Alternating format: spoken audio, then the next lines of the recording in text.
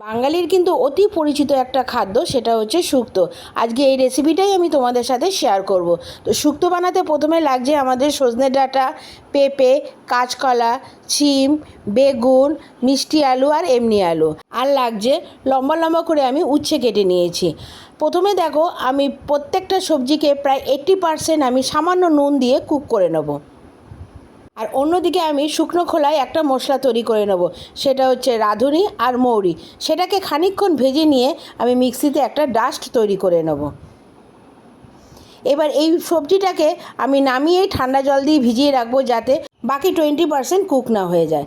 এবার কড়াইতে তেল দিয়ে বেশ খানিকটা তেল দিয়ে দিয়েছি, তার মধ্যে আমি বড়িগুলোকে একটু লাল লাল করে ভেজে তুলে নিয়েছি। প্রথমে কিন্তু আমাকে প্রত্যেকটা সবজিকেই একটা একটা করে আমার ভেজে তুলে নিতে হবে। বড়িগুলো যখন লাল লাল করে ভাজা হয়ে যাবে সেটাকে তুলে নেব। তারপর কড়াইতে আবার সামান্য তেল দিয়ে আমি উচ্ছেগুলো যে লম্বা করে কেটে রেখেছিলাম সেটাকেও একটু লাল লাল করে ভেজে তুলে নেব। এরপরে দেখো, ওটা ভাজতে ভাজতে অন্যদিকে আমি একটা মশলা তৈরি করে নেব।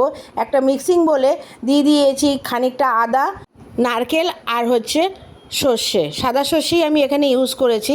ওটার একটা পেস্ট বানিয়ে নেব। আর এদিকে কড়াইতে কিন্তু আমি এক এক করে প্রত্যেকটা সবজিকে আলাদা আলাদা করে ভেজে নিয়েছি। বেগুনটাকেও আলাদা করে ভেজে তুলে নিয়েছি। তারপরে যা যা সবজি ছিল সব কটাকেই কিন্তু ভেজে নিয়েছি। এবার সেই কড়াইতে সামান্য তেল দিয়ে ফোড়নে দিয়ে দেবো খানিকটা পাঁচফোড়ন আর একটা তেজপাতা।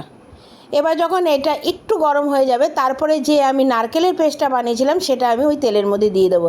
আন্দাজ মতন দিয়ে দেবো সামান্য নুন। এবার এই মশলাটা কষানো হয়ে গেলে কিন্তু আমি এরপরে ভেজে রাখা সবজিগুলো অ্যাড করে দেবো। তোমরা দেখতেই পাচ্ছ যে প্রত্যেকটা সবজি কিন্তু আমি আলাদা আলাদা করে ভেজে রেখেছি। এবার বড়ি ছাড়া প্রত্যেকটা সবজি কিন্তু তার মধ্যে আমি অ্যাড করে দেবো। এবার মশলার সাথে সবজিগুলিকে ভালো মতন একটু নাড়াচাড়া করে নেবো। তারপরে আমি 5-10 মিনিট রান্না করার পর দিয়ে দেবো আন্দাজ মতন দুধ। তোমরা এখানে নারকেল দুধও অ্যাড করতে পারো, কিন্তু এখানে আমি গরুর দুধই ইউজ করেছি। এরপরে দিয়ে দিয়েছি আন্দাজ মতন জল আর সামান্য মিষ্টি। এটা কিন্তু স্বাদের ব্যালেন্সের জন্যই আমি একটু মিষ্টিটা অ্যাড করেছি। এবার এটা 10-15 মিনিট রান্না করে নিতে হবে।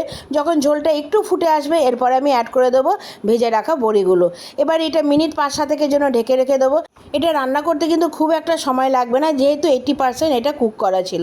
এরপরে যখন ঝোলটা ফুটে আসবে, তার মধ্যে আমি ভেজে রাখা মশলাটা আমি এর মধ্যে অ্যাড করে দেবো। শুক্তোর এই রেসিপিটা যদি তোমরা একবার এইভাবে রান্না করো, তাহলে তোমরা বুঝতে পারবে যে রেসিপিটা কিন্তু দারুণ হয়েছিল। তাহলে বাড়িতে অবশ্যই কিন্তু তোমরা একবার ট্রাই করো। নামানোর আগে দেখতেই পাচ্ছ যে 1 চামচের মতন ঘি কিন্তু আমি এর মধ্যে অ্যাড করে দিয়েছি।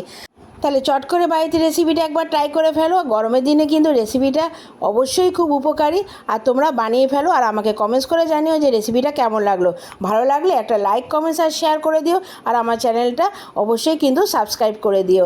আসবো আবার একটা নতুন রেসিপি নিয়ে, আবার দেখা হবে। তোমরা ভালো থাকো, এখনের জন্য টাটা।